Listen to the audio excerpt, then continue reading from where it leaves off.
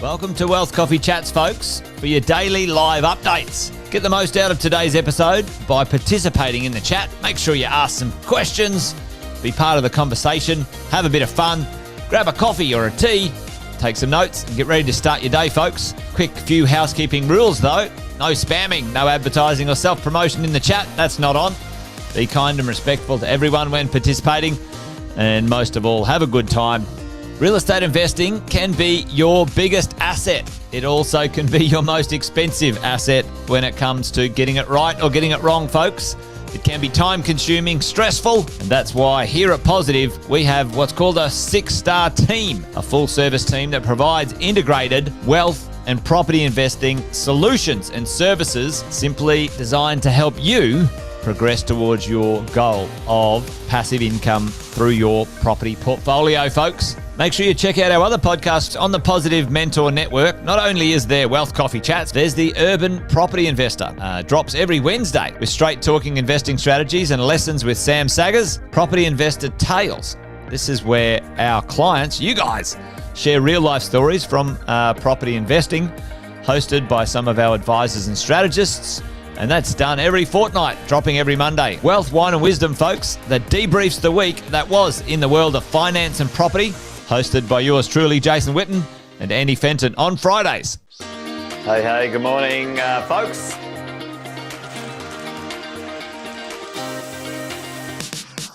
Good morning, everybody.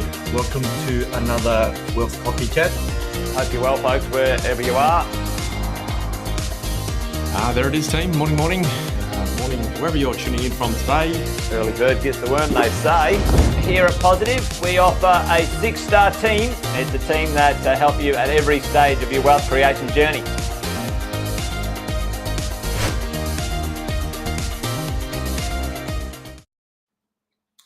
Good morning. Welcome to another Finance Friday edition of Wealth Coffee Chat.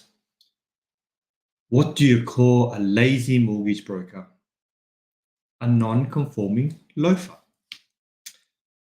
So the RBA met again this week and rates remain on hold, if you haven't already heard. NAV have actually indicated that the next rate rise isn't due until May 2026. CBA are saying that they expect rates to cut in February 26. So no reprieve for all of us leading into Christmas, but we should expect a few more rate cuts at the beginning of next year. What I found interesting this week was when I was reading about some CBA clients. CBA had actually reported that 11% of all eligible home loan customers have chosen not to reduce their direct debit repayments, meaning that even though the rate cuts have come through to the clients, they've left their repayments the way it is, and only 11% of them actually have gone back to the bank to actually request a reduction. And as I've mentioned previously, when the rates come down, the banks don't necessarily adjust your monthly repayments straight away. You actually have to go to the lender and actually ask them to reduce your monthly repayments based on the new interest rate. So it's an interesting. I find this news quite interesting because the media are saying that so many of us are actually struggling with our loan repayments because of high living costs, etc.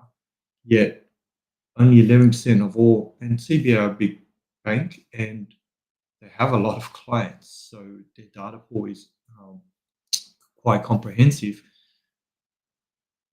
89% of the clients at CBA have left the repayments as is. What that has helped is that's helped them pay off their home loan actually faster. And the extra repayments actually sit in your loan as redraw, which means you can access it if you need to as well. And CBA are saying this has been consistent over the last 3 rate cuts. that have come this year. Now, other exciting news this week. The 1st of October meant that the Australian government, the updated first home buyer scheme, the updated home guarantee scheme. Now, I know this is super confusing for a lot of people, and the governments have actually made it a little bit more confusing. They've now changed the name of the scheme to the Australian Government 5% Deposit Scheme. Now, I'll just give you a summary as I run through this. So previously, the scheme was called the Home Guarantee Scheme. And under that, it had two types of schemes. The first home guarantee, well, actually three. The first home guarantee scheme, the regional first home buyers guarantee, and the family home guarantee. What they've updated is that it's now called the Australian Government 5% Deposit Scheme. And that scheme will have two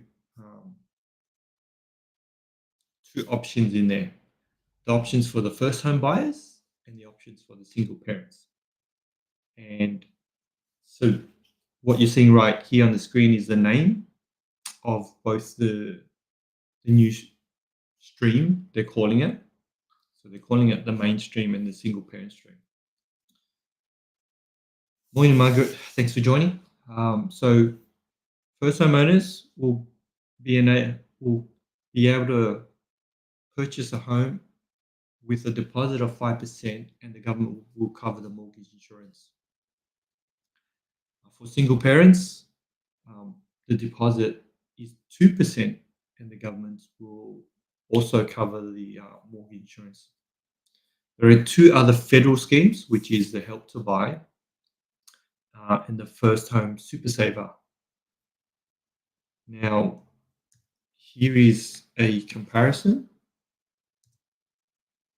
of all four schemes. Now, the first three schemes helps you get into the property. The last one helps you save. Now, if you want more information in regards to this, feel free to reach out to myself or my team, because we can actually run through all this for you. But the great thing about what this scheme enables people to get into the market. They've expanded who's actually eligible for this scheme. So previously, the scheme had an income cap, which meant that if you earn over a certain amount, you wouldn't qualify for the scheme. The government now have completely removed that income cap. So that means that regardless of what income you're on, you could use the first home buyer scheme or the single parent scheme to get into your first property, or get into your property. The first home buyers, which means you get into your first property. The other thing that they've done is they've increased the property price caps. So previously, the price caps meant there's a lot of properties in a lot of the major cities that wouldn't qualify. Here's a breakdown of all the property price caps for each of the major cities. As you can see, Sydney's at 1.5 mil, Brisbane's at $1 million. Previously, the caps were a lot lower, which meant that the properties in those cities didn't actually qualify for this. And the last thing that they've done is they've increased the number of places. So previously there were a limited number of places and you had to reserve it. Now they're opening it completely, meaning that there's unlimited places for anybody who's trying to get into their first home to qualify for the federal schemes. Now, on top of the federal schemes, we have all the state grants and the concessions. So depending on where you live, you can access both the federal scheme and the state grants. And in some cases, you could get up to $30,000 or $50,000 to help you get into the market. I've really condensed that to hopefully make it more clear in terms of all the different schemes, grants, and concessions that are actually available to first homeowners so that they can actually get into the market a lot quicker. As you know, the speed to get into the market is more important than the actual, like if you're waiting to get into the market, it's actually the goalpost keeps moving. Because as your savings as you're saving to purchase a property, the prices of the houses are actually increasing. So when you're sitting here thinking, okay, I need a target of, let's say, $25,000 for a 5% deposit, or even a 10% deposit, if you have to sit here and save, and then you have to factor in some additional costs, you can imagine if you're saving 5%, most lenders aren't capitalizing mortgage insurance, or you actually have to pay mortgage insurance as well. So that's delaying how long it will take for you to get into the market. And it could go, the difference could be getting today and getting into a property in a year or two time. The value of the property, getting in today means that you actually take advantage of the capital growth on that property. So whatever is available and whatever can help you get into the market a lot sooner, absolutely reach out to a broker and have a conversation with them to see how quickly and what is available so that you could get into the market today. Granted, these are all for first home buyers. The majority of the schemes and the grants and concessions are for first home buyers. It is a great tool to get for you to use to get into the market. It doesn't necessarily mean that always has to be your principal place of residence. Now, if you're a little bit younger and you want to get into the property market earlier, it is a great way to get into the market now. And I'll give you an example. I've had clients who kids have finished university. They've come to me saying, the kid wants to get into the market.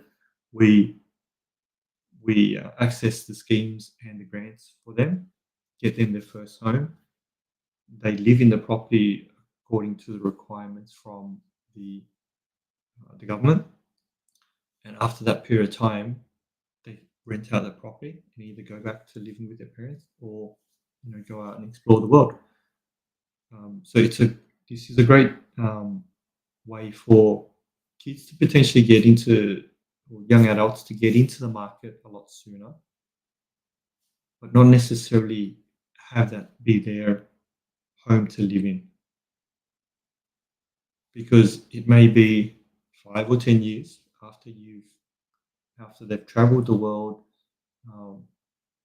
worked overseas, all of those things, they've decided to come home. They can come home to an asset which most likely has been paying itself off, and now there's a ton of equity that's going to be available, so that they're actually in position to purchase, the actual home or the principal place of residence they actually want to live in. So that's something I want, I guess the younger adults to think about, is that if we plan it correctly, you can access property now, and it could do the work for you so that you don't have to worry about saving for a deposit on your home 5 years down the track, 10 years down the track. So I hope that has planted some seeds in regards to our younger adults, and how that they can use these schemes to get into the market, and how they can plan for their property purchases in the future by using these schemes, grants, and concessions. I hope you've enjoyed. Well, thanks for joining me today. I hope you all have a wonderful Friday. Have an amazing weekend, and I will see you all next week.